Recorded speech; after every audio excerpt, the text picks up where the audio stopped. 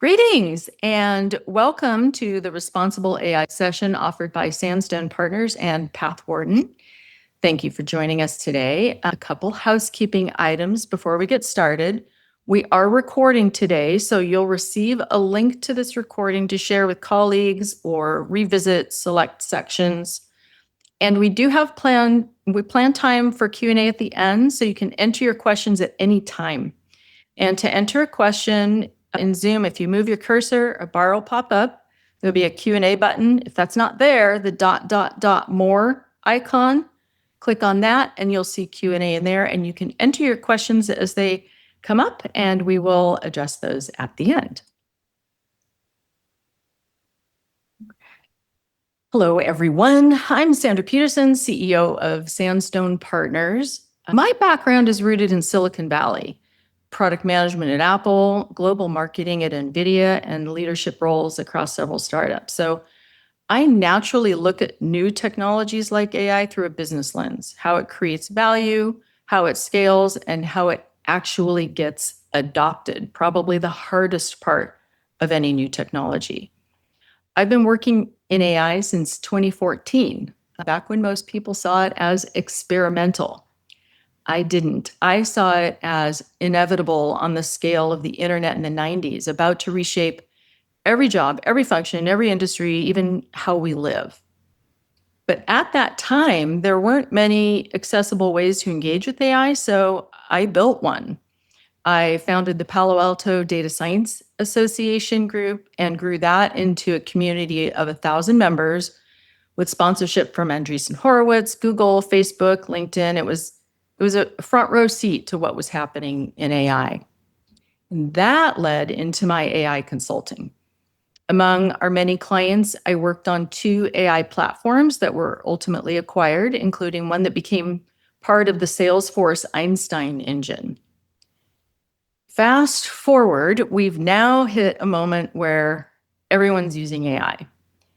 But from what we see, few companies are using it well. There's a massive gap between usage and real impact. And some organizations are underestimating risks like data leakage, new security exposures, hallucinations, and other companies are overcorrecting, locking it down entirely, missing the opportunity and quickly falling behind. And that's where I focus, helping small and mid-sized businesses incorporate AI across the organization in a way that's practical, responsible, and more importantly, aligned to their goals. And I am beyond thrilled with where AI is today. So Sarah, over to you. Awesome. I'm Sarah, and I am just north of Sandra in the Seattle area of Washington. I recently moved back from the San Francisco Bay Area after working in various startups as their head of IT and information security. And I basically live and breathe the security controls that we will be talking about implementing later, along with incident response, governance, and compliance. I got my start in AI by first working to transform back office processes into effortless automations with no-code tools like Zapier and Make. I transformed onboarding and offboarding, marketing creative art pipelines, finance reconciliation, and contract approval processes. When automation software giant N8N rolled out AI nodes, I dove headfirst into refactoring all of my automations to leverage the new agentic capabilities, and I haven't looked back since. When I saw the opportunity to share my learnings at greater scale, I decided to start out on my own and form Pathwarden, which brings me here in front of you today. I'm currently engaged with small to medium-sized businesses, growth stage and lower mid-market companies, performing ROI-driven AI readiness and technology audits, which then lead to large cross-functional implementations and AI transformation initiatives that pay for themselves. If you're curious to see what this looks like in practice, I recently uploaded an anonymized audit presentation demo to my LinkedIn page, which is based on a recent fintech client audit I performed. This led to a 2-year AI transformation roadmap, which is currently underway. It spans over 5 cross-functional initiatives and involves 6 separate business units. All that being said, I'm really excited to share what I've learned with you so far. My goal by the end of this session is to help you on your way to building a brighter future with AI, involving less manual toil and more time for inflective and strategic innovation for your company. All right, so let's get started. Thank you, Sarah. So today we'll dive into 5 key risks experienced as organizations increase their AI use. We'll provide some tips for spotting those risks, which can be very tricky, and we'll close with overviews of specific risk mitigation plans for a variety of risk tolerances. All right, so you may have received this via email. This is a pre-event survey that was sent out to registered attendees. If you didn't receive that, don't worry. You can just pull out your phone right now and scan that QR code to get access. And what that will do is it's going to open up a short 6-question AI risk snapshot. It's going to allow you to start thinking about your own company in terms of these risk tolerance levels that we are going to introduce later. You do not need to understand where you fit ahead of time to get the most out of this webinar. Every attendee will receive an Explorer Kit today, which contains basic AI literacy resources, along with an additional AI risk diagnostic, which will help you understand where you fall along a spectrum of different risk tolerance categories. You can then use that knowledge to help guide your company's AI readiness and transformation goals. So once you're ready to go deeper, we've designed kits for each risk tolerance level, and we would be happy to share those out with you over a discovery call or a jam session where we can start to get into your particular use cases and offer potential solutions and paths forward. Okay, so the 5 key risks that we plan to delve into today are data privacy and leakage, shadow AI and transparency, accuracy and accountability, security vulnerabilities, and bias and fairness. All right, data privacy and data leakage. These are related, but they are not the same. Privacy is about protecting personal information people trust you with, PII, or personally identifiable information, which you'll hear a lot today, is protected by privacy laws. This is your name, your email address, for example. And leakage is about any sensitive information, not just PII, but customer, employee, company data, ending up somewhere it was never meant to go. Well-intentioned AI use can expose sensitive data through prompts, uploads, default tool settings, often without anyone realizing it. And many of these tools have friendly default settings like improve the model for everyone that, when active, can make your information vulnerable. Leakage can happen when AI stores, analyzes, or shares data and information in ways you didn't intend. And here are some common examples. Customer data pasted into prompts. For example, a salesperson enters contact data from the CRM, meeting notes in a recording, to strategize and plan for the next call. Great use of AI. But now PII might live outside the protected systems. We teach sales teams how to do this responsibly. Another area of exposure is confidential files shared, spreadsheets, contracts being uploaded, or prompts that are stored by tools that is now living in your AI tool for other uses. Another level of exposure. Proprietary IP exposure, like uploading strategy documents or a product roadmap. These are proprietary documents. All of this can increase compliance risk. And here's a couple of examples of this going awry. This first example is arguably the most common and least intentional risk in AI adoption, which is employees pasting sensitive information into public AI tools. A CISO employee, and that's our own US Cybersecurity Infrastructure Security Agency, uploaded internal documents marked for official use only into public version of ChatGPT, which triggered automated security alerts. This wasn't malicious or done on purpose. It was well-intentioned, normal workflow behavior. And that's exactly why this risk matters. Employees upload contract spreadsheets, customer communications, or strategy documents without fully realizing that uploading can equal data leaving the building. And this is very common blind spot that we see. And that's why training and behavioral awareness are critical. This second example is broader and highlights how widespread this behavior has come. Research from Cyberhaven found that roughly 40% of AI interactions at companies involve sensitive data, and employees input sensitive information into AI tools about every 3 days on average. Think about that across your organization. The important point is that most organizations weren't designed for this behavior, and employees aren't trained on how AI changes information handling. Psychologically, people often treat AI like a helpful coworker sitting beside them, not like transmitting information to an external platform. And that's why responsible AI is not just policy documents. It isn't about saying, don't use AI. Organizations need practical enablement, employee upskilling, clear guardrails, approved tools, lightweight governance, and training tied directly to real workflows.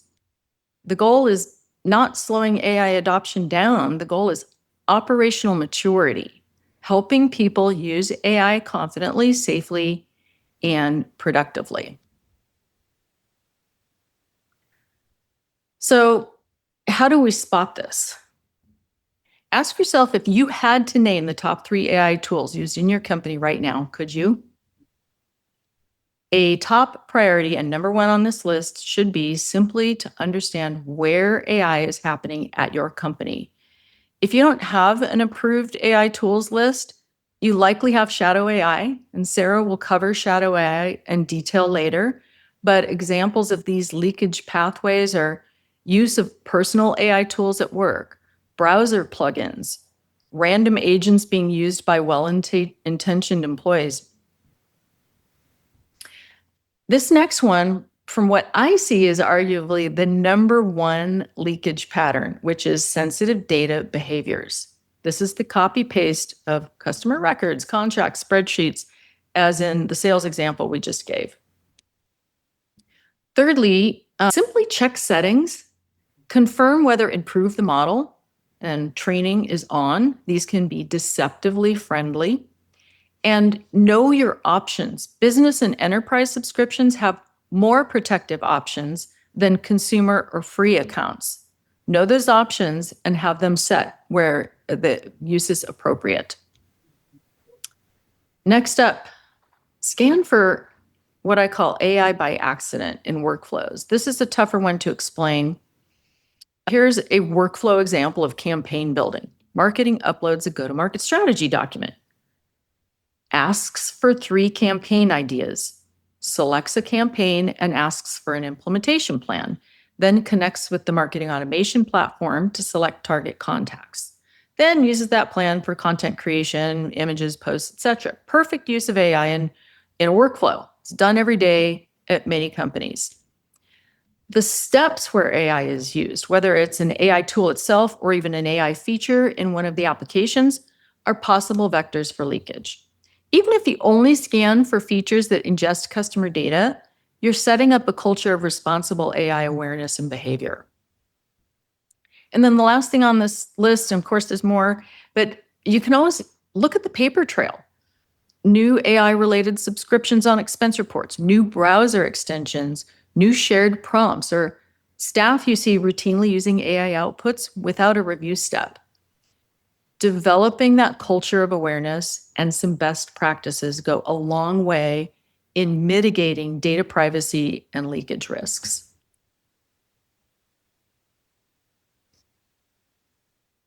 All right. So I'm sure a lot of you have heard of Shadow IT. We have a new version now, and that is called Shadow AI, and it is a doozy. So it's basically the same idea where it's happening under everyone's eyes. They can't see the usage. It's stealth usage. They have no idea it's going on. And it often doesn't appear until much later after a breach has already occurred or some sort of nefarious attack has been uncovered. So basically what happens is employees are quietly turning to unapproved AI tools. These could be chatbots, they could be code helpers, even spreadsheet macros, just to accelerate their work. They're often doing this just so that they can meet their deadlines, and it's without leadership or the IT team knowing.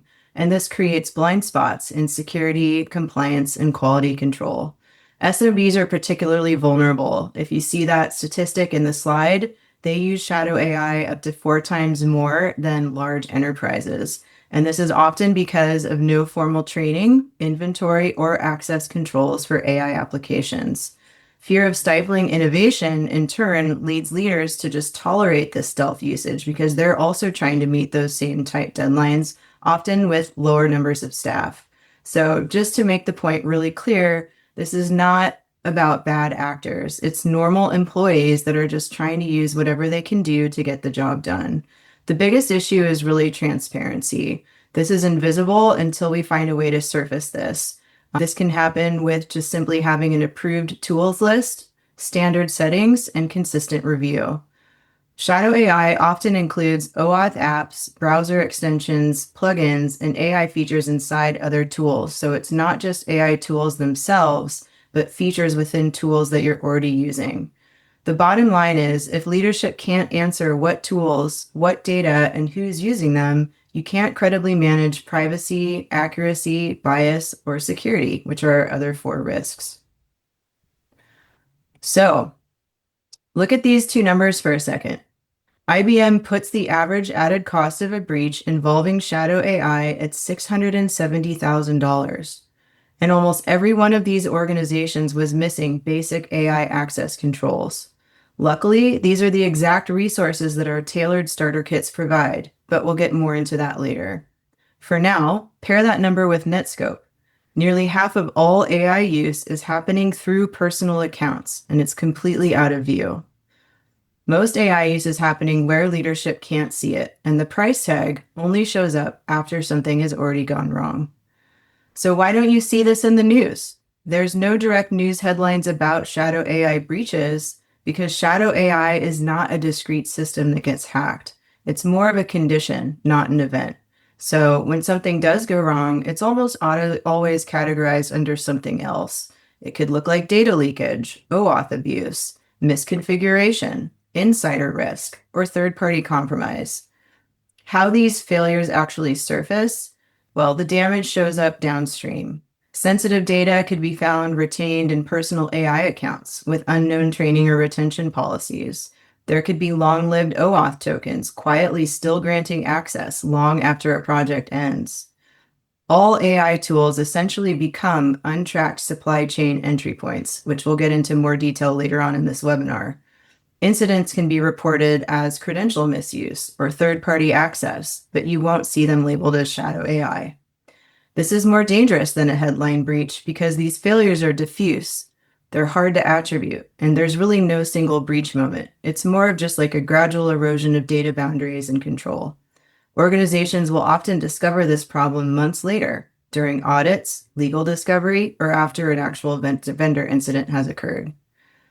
The key takeaway for leadership is that the lack of headlines does not mean low risk. It means low visibility. Shadow AI is really more of a risk layer that resides underneath many modern breaches. And by the time it's visible externally, it's already a governance failure internally. So how to spot something that's invisible? Well, you're going to want to ask your teams. Starting with a simple, non-punitive survey works a lot better than trying to surveil your employees.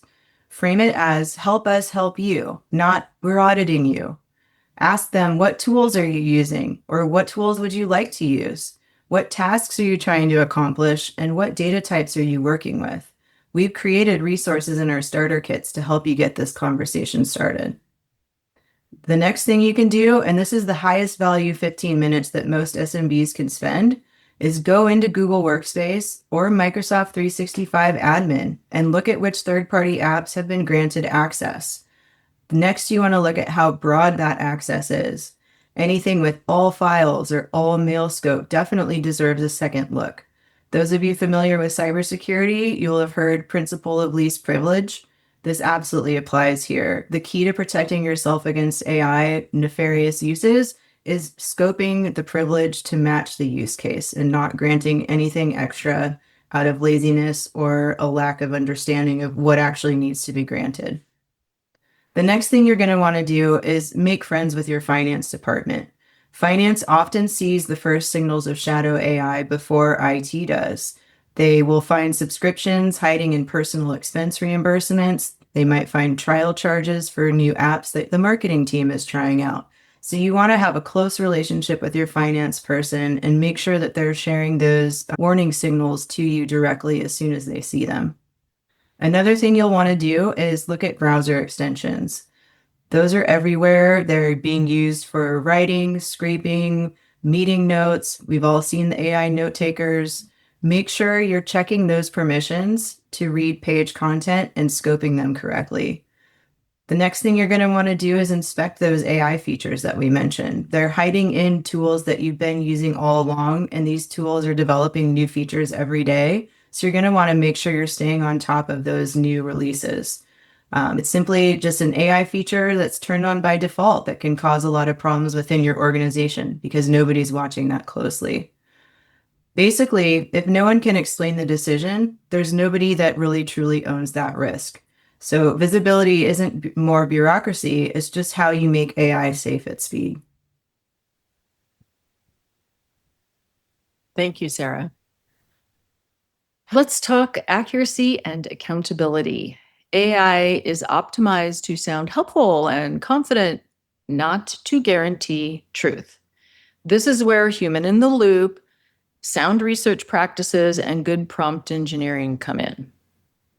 AI can produce, as we've seen, such confident, polished recommendations that are sometimes incomplete, inaccurate, and even fabricated. It's really easy for early or casual AI users to put too much faith in AI output, leading them to skip verification and erode accountability. Here's examples where this enters into your work. Hallucinations. These are not rare edge cases. They are a known behavior of generative models. If you've used AI regularly, you probably started to recognize these. Not sure you've ever seen a hallucination? Here's a test you can do. Upload your resume. It could be 5 years old. It could be updated yesterday. Doesn't matter. And a link to your public LinkedIn profile and ask to write a 2-page bio. And you will read a story about yourself. Some of it you won't recognize. Those are hallucinations. The good news here is that recently the frontier models, that's the likes of ChatGPT, Claude, Gemini, have reduced hallucination occurrences in the most recent model releases. But it's still an important issue. And given these are all predictive models, will continue to be a risk. Second here is unverifiable recommendations. The real risk isn't bad output, it's overtrust. People assume accuracy because it sounds right, but it's still imperative to verify that output that's being used, especially at work and even in your personal life for that matter. Black box reasoning. So what do we mean by this? As AI use increases, particularly early in AI use at a company, teams stop asking, well, how do we know this? This happens more often when they're larger strategic projects or more complex planning. Fourth on the list here, when decisions can't be explained. This tends to creep in over time. Accountability blurs when no one can explain why a recommendation was made or who approved it. And then lastly, this also comes up when over time, judgment just quietly gets outsourced. This can happen at any level from the boardroom to the break room. And when or if this dynamic sets up camp in your company or on your team, don't panic, you're not alone. It can be fixed. But net, we simply can't skip that due diligence. Human in the loop continues to be a base requirement for accuracy and accountability. Here's a couple of examples where this didn't serve someone so well. In this first example, Sullivan and Cromwell, one of the world's most respected law firms, submitted court filings riddled with AI-generated errors, including fabricated citations and misquoted legal authorities. Now, the firm did note that the safeguards exist to prevent this exact situation, but their safeguards were not followed. What makes this important is that this was not a small or inexperienced organization. Even highly sophisticated professionals can overtrust AI-generated outputs, especially when workflows move quickly or verification steps break down. This second example focuses on accountability. Air Canada's customer service chatbot confidently provided a customer incorrect fare refund information. The customer was later denied the refund and sued. And Air Canada argued that the customer had agreed to the legal and terms and conditions, the ones that we all check, but we don't read. And that chatbot was a separate system that made a mistake. Nope. Courts ruled that Air Canada, not the chatbot, was responsible for the misinformation.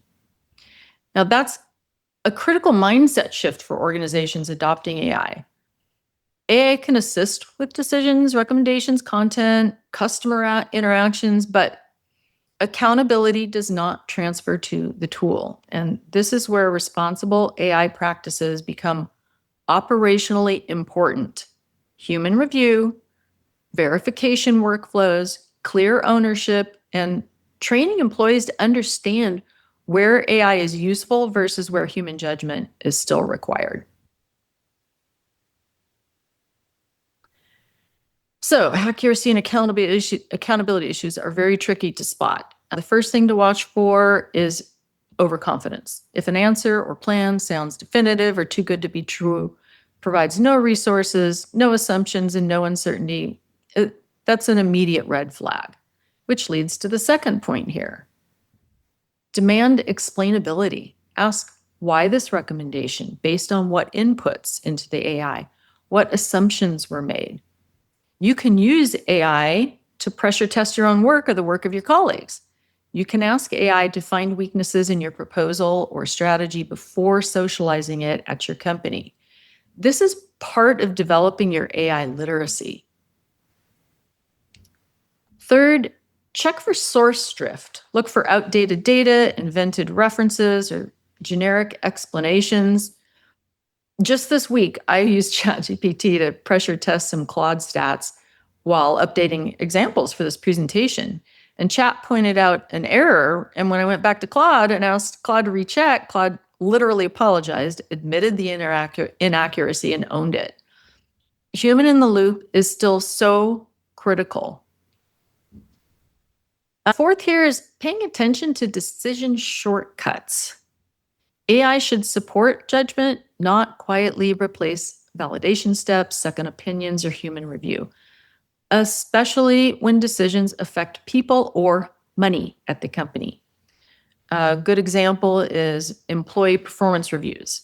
There are AI tools that summarize feedback, identify work patterns, draft reviews, but extra caution is needed when AI starts influencing decisions tied to promotions, compensation, or someone's livelihood. In those situations, you need to be careful not to treat AI generated recommendations as objective truth simply because it sounds polished.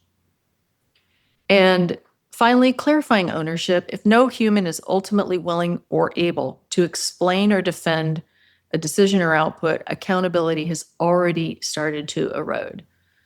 For example, if AI-generated content containing inaccuracies or hallucinations is published and creates a PR issue, there still needs to be a clear human ownership of that content. We cannot fall back on the AI generated it as the explanation. Accountability still belongs to the people and processes responsible for the reviewing, approving, and publishing the output. So upskilling teams involves that awareness and behavioral shifts and a better understanding of those AI tools that are being used so that employees can develop a kind of risk intuition. This is part of the AI literacy. I love that term, risk intuition. That was good, Sandra. It's great. Moving on to more terminology, attack surface. Those of you who are not familiar with cybersecurity, basically it's a place that someone can touch your system, and AI expands this greatly. As Sandra was talking about, there's lots of different vectors, and most organizations don't consciously choose to expose these surfaces. They just appear as AI features are being added to tools that you're already using on the day-to-day. Traditionally, security assumes that apps are talking to other apps through very controlled interfaces with explicit code. What AI does is it really lowers the bar to entry for attackers and for regular people to use it without knowing code by adding free-form language as an interface. Free-form language is much easier to manipulate than traditional code.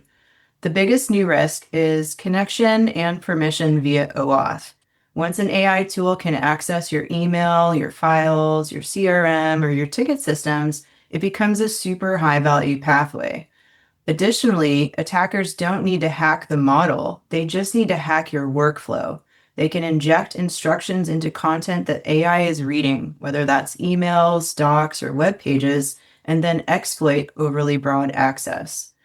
AI also creates sensitive new data stores. We've got logs, conversation history, and AI memory that we now need to worry about, which can contain confidential context. So we've had some pretty scary attacks recently. Those of you who have been following cyber news, particularly around supply chain attacks, which we will get into. But first, Anthropic disclosed that a Chinese state-sponsored group, tracked as GTG 1002, manipulated Claude code into autonomously executing roughly 80 to 90% of a cyber espionage campaign against about 30 global targets, including major tech companies, financial institutions, and government agencies.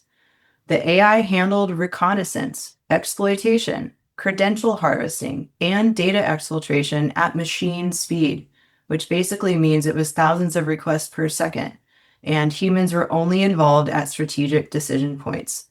The U.S. House Homeland Security Committee subsequently called Anthropic's CEO to testify. Pretty scary stuff. And then for those of you who have read Dune or watched the movies, you may have heard of Shai Hulud, which are those sandworms. Someone has cleverly named this NPM worm after Shai Hulud, and it infected hundreds of NPM software packages that developers download millions of times. Once installed, it scanned for passwords and cloud keys. It stole them and automatically copied itself into more packages without any attacker involvement. CISA had to issue a formal alert. This actually infected my client who I'm currently working with, and my partner and I helped generate a script. And just a quick and dirty way that we're protecting against this is we do not install packages that are newer than a week. We want to give ourselves time for those cybersecurity alerts to come in. We want to see if there's anything that's perhaps been infected before we go ahead and publish that to our server. So just a quick tip for those of you who are technical on this call, that's a very easy way to stop this. So how do you spot these security vulnerabilities? This is the actionable turn for security individuals in the audience today. There's 5 checks, and none of them require an entire security team to run. The first thing that you want to do is inventory all of your AI connections. Going back to our talk on shadow AI, you cannot protect what you can't see. So start with a simple list. Which AI tools touch your email, your files, CRM, HR, support, calendars, internal docs? That list becomes your map.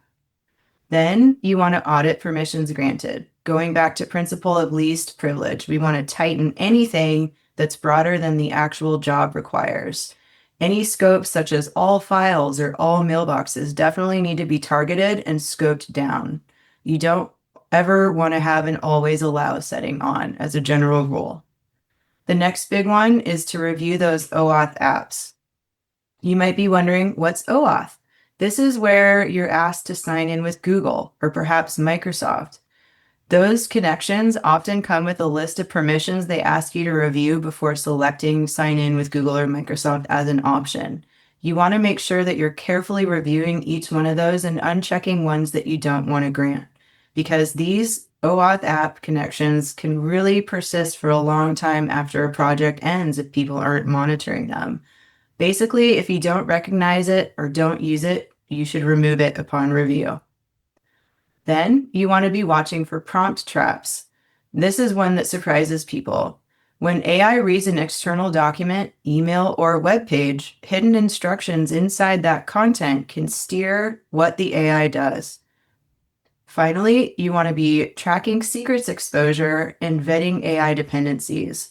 API keys and tokens end up pasted into prompts, buried in logs, and sitting in support tickets. You need to scan for those because that's what attackers harvest first. For AI dependencies, that's the supply chain that we've been talking about. You want to know how your systems connect to each other. You want to know which AI tools, plugins, and code libraries your team is working with. Then you want to pin those trusted versions and watch for unexpected updates. Like I said, within our team, we just wrote a simple script that refuses the installation of any packages that are newer than a week. Again, watching for those unexpected updates. There's lots of ways you can tackle this on the code side. That's just one easy example, but you definitely want to make sure you're taking care of it somehow. Supply chain attacks are growing more and more by the day.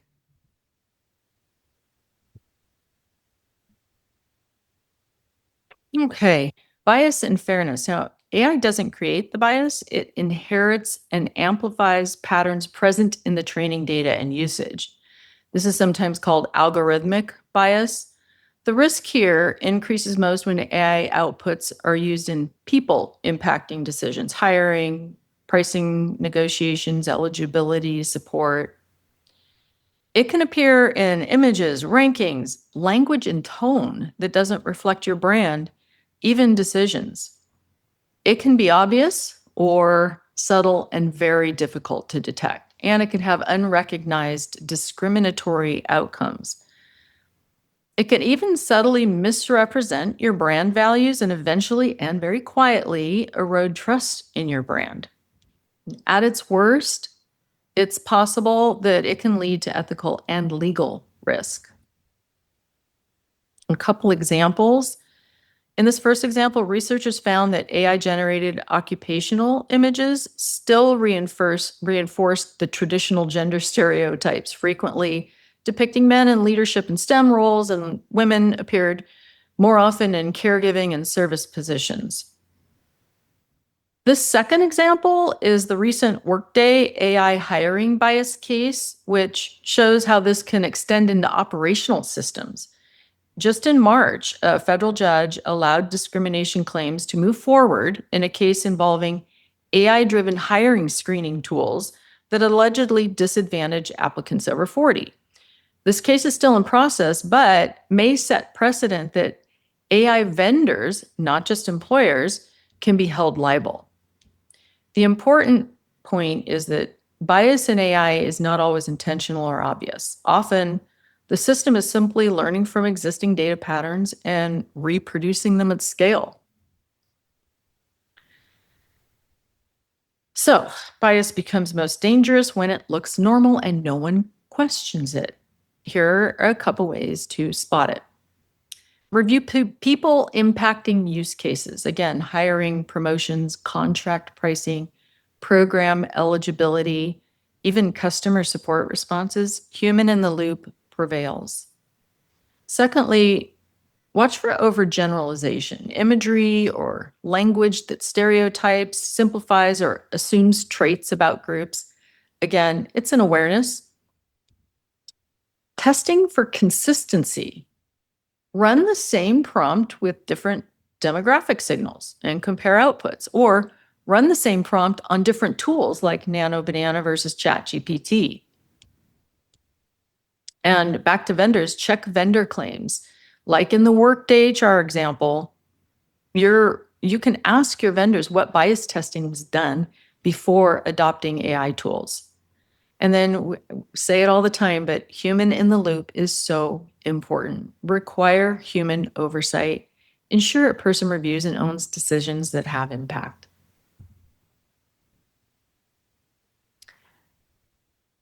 We've had several of you ask about energy in being responsible with AI use. So we wanted to touch on this dimension briefly. Training, operating, and using frontier models, image generators, and other AI tools does indeed require significant compute power and consumes meaningful energy. So thoughtful usage does matter. Most of the frontier models and tools have added features to help mitigate token, hence energy load. And it's because they're motivated to lower their costs to serve you. For example, they default to fast mode or simple models. Another point is not every task needs a generative AI model, although most tools do now have different modes and models you can use per task. For example, instant fast versus thinking mode. Knowing which mode or model to use for your task is an important skill that everyone needs to develop as part of their AI literacy. AI can also drive sustainability gains. Given the cost and challenge of getting enough energy for data centers, many of these AI data centers are turning to renewables as part of their mix to help lower their costs and their risks. So here's some tips on intentional use. Choose the right size tools for the task, instant mode for simple prompts, thinking mode for more intense projects, and remember to switch off thinking mode when you don't need it. I do this sometimes. I want to do a deep dive in one of my longer projects and I turn on thinking mode and then I proceed with it. Just remember to choose the right model and mode for the task at hand. Secondly, draft clear prompts to reduce iterations and poor output. I know people are saying with voice now, prompt engineering is being billed as less important, but a carefully written prompt is usually dramatically cheaper and clearer than a rambling spoken one. And that's why AI workflows at companies often encourage structured text prompts and templates and prompt libraries. It saves them token money, which saves energy. Organizing your prompts and chat. So use features like projects in ChatGPT or gems in Gemini, GPTs in Copilot. It helps keep the tool focused in bringing you the best quality response at the lowest footprint. Use traditional search when it's good enough. You don't need AI to find a great taco stand nearby.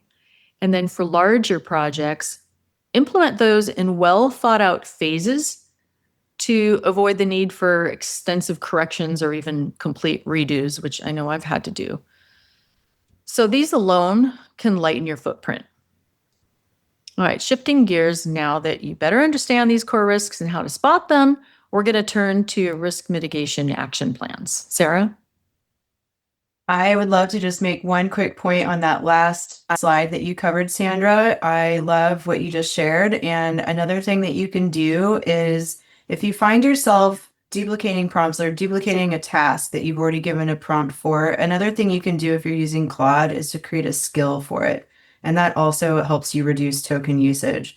Anthropic is just a really great organization in general in terms of their documentation. They're really good about giving you ideas for how to reduce your token usage and how to lower the amount that you're using because that helps everyone. So definitely dive into their documentation for more information there. But skills, gems, those repeatable tasks are perfect use cases for those. Now into the risk mitigation side. So we've spent the last stretch going really deeply on these 5 risks. Now we're going to turn to the treatment of those 5 risks. And there's really no universal answer for this. The right move for a fast-moving startup is very different for a regulated healthcare practice and vice versa. So mitigation only really works when it fits how your business actually operates and how much risk you're built to absorb. So the question on this screen is the one that matters. What is your risk profile? It's not about being overly cautious or overly bold. It's about being honest about where you are today, because that's the only place a real plan can start. All right. So where does your AI risk posture fall? Every business has a different appetite, as we just explained, and your posture should determine how you govern and how you build and how you scale. So we're moving past the theory and now into delivering a specific roadmap that matches your organization's DNA. These 5 postures came out of your pre-event survey responses, so some of you should see yourselves here. You'll want to read the mindset and the common reality line for each, and you'll know which one is yours. If you have no defined risk tolerance yet, no worries. You will start with the Explorer Kit and build literacy. Higher tech startups and small technical teams who prioritize moving fast will often fall under a higher risk tolerance profile. These will map to our Agile Innovator Kit, which we'll show you in just a minute. This one focuses on technical hardening and lightweight policies to match. More moderate tolerance levels are often found among larger SMBs. There's visibility gaps that start to appear, and in this one, the shadow AI is the main focus. This maps to our Pragmatic Experimenter Kit, which focuses on increasing transparency. Next, our low to moderate risk tolerance groups tend to include growth stage and lower mid-market companies who are often focused on scaling safely and appropriately. So this category maps to our Guarded Scaler Kit and is focused on creating scalable consistency across teams. Finally, very low risk tolerance groups often occur in tightly regulated environments, including healthcare, finance, or businesses with a lot of government contracts. This category maps to our Fortress Kit, which is heavily focused on regulatory compliance and defensibility. After you've explored your first tailored risk tolerance kit, the other kits are designed to help you expand into coverage of the other major risk areas. Really, all of them contain helpful tactics and resources, no matter where you fall on the risk tolerance scale, and therefore we encourage you to check out all 5. I'm not going to get into all of the things that are in the Explorer kit. You're going to be receiving that soon, but just to reiterate, this kit is really about developing AI literacy. So if you're not quite sure where you fall on the spectrum, this kit will help you find your way and find your path. The Agile Innovator Kit, again, is that high-tech startup type company. It's usually like a small band of very technical developers. Therefore, it's mostly focused on technical hardening and super lightweight policies. The focus here is building security directly into the dev cycle so that you can maintain that high speed and cadence without creating critical vulnerabilities. Then we've got our Goldilocks kit, which is the Pragmatic Experimenter. And this is one that I think really everyone should grab. It's the one that is really focused on shadow AI, and it's got some really clear and easy ways to tackle that problem by creating things like an intake form for new tools and a communication hub that gets the conversation started amongst your team members. Then we've got Guarded Scaler. Again, these are for those growth stage companies. They're moving out of the SMB category and into one that requires more consistency and communication across teams. And so this is about developing that consistency. We've got some more intricate policies at this stage. We also are starting to see some vendor questionnaires. These are helpful to give out to any vendors that you want to bring on to your company and make sure that their security standards match your needs.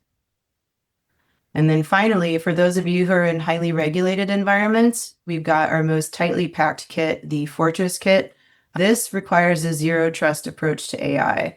It's for organizations where compliance isn't just a goal, it's an actual legal necessity. So we're moving from curiosity at one end with the Explorer Kit to a very strict and command and control procedure here at this level, which ensures that every AI implementation is defensible and audit ready. So as we wrap up, I want to leave you with one very important point. I know you've heard this again and again here, but organizations do not need to have AI completely figured out before they start moving forward responsibly. Often, the companies seeing the most success aren't necessarily the ones moving the fastest. They're the ones establishing thoughtful adoption habits early and building on them. And that's why most teams start with one of these 2 paths. The first is our AI Lunch and Learn series. These are practical, approachable sessions designed to help teams build confidence, shared understanding, and safer day-to-day AI habits. We typically customize these sessions based on where your organization is today. And that could include one session of AI foundations and organizational risks, a next session of real-world workflows across sales, marketing, and operations. And a third session might look like practical guardrails employees can apply immediately. The second option is the risk profile roadmap workshop. This is a more structured half or full day working session where we help leadership teams identify the AI risk posture that best aligns to their organization, priorities, industry, environment. From there, we build a practical 6 to 12-month roadmap, which includes what to prioritize now, what can wait, where lightweight governance is needed, and how to scale AI adoption responsibly without slowing innovation. So the key idea behind all of this is that responsible AI does not have to be overwhelming. You need awareness, shared language, practical guardrails, and a plan that fits your organization's real-world pace and risk tolerance. Start small, move intentionally, and scale what works. And with that, we have time for Q&A. Great.